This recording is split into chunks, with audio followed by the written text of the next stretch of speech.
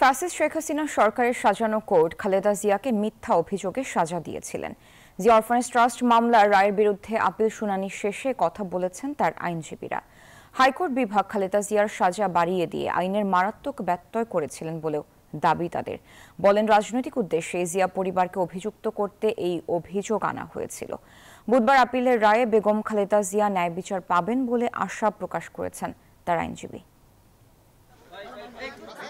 Zia orphanage ট্রাস্টের টাকা আত্মসাতের অভিযোগে 10 বছরের কারাদণ্ড মাথায় নিয়ে কারাভোগ করেছেন 3 বারের সাবেক প্রধানমন্ত্রী বেগম খালেদা জিয়া। 2018 সালের 8 ফেব্রুয়ারি জিয়া অরফানেজ ট্রাস্ট দুর্নীতি মামলায় জেলে যেতে হয় তাকে। পরে নজিরবিহীনভাবে হাইকোর্টে এসে বিএনপি নেত্রীর সাজা বাড়ানো হয়। এ মামলায় 2 বছর 1 মাস 13 দিন জেল খাটেন বিএনপি চেয়ারপারসন। পরবর্তীতে শর্ত সাপেক্ষে নিজ বাসায় ফেরেন তিনি। বিচারিক আদালতের 5 বছরের সাজা বাড়িয়ে 10 বছর করার হাইকোর্টের রায়ের বিরুদ্ধে আপিল করেন খালেদা জিয়া। শুনানিতে তার আইনজীবী বলেন, জিয়া অরফানেজ ট্রাস্টের যে অর্থ আত্মসাতের কথা বলা হয়েছে সেই অর্থ সুরক্ষিত আছে। আগামীকাল রায়ে খালেদা জিয়া ন্যায় বিচার পাবেন বলে আশা তাদের।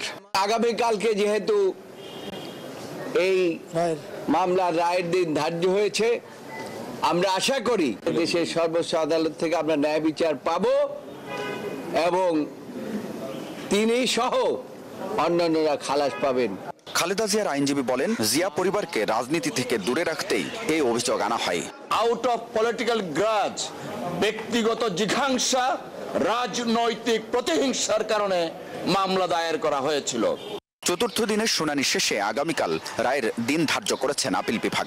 জিয়া অরফানেজ ট্রাস্টের নামে সরকারি টাকা আত্মসাতের অভিযোগে খালেদা জিয়াকে 5 বছরের কারাদণ্ড দেন ঢাকার বিশেষ জজ আদালত। তারেক রহমান সহ মামলার অপর 5 আসামির প্রত্যেককে 10 বছর করে সশ্রম কারাদণ্ড দেন আদালত। পাশাপাশি 6 আসামির প্রত্যেককে 2 কোটি 10 লাখ টাকা করে জরিমানা করা হয়। হাবিবুল ইসলাম হাবিব, নিউজ 24, ঢাকা।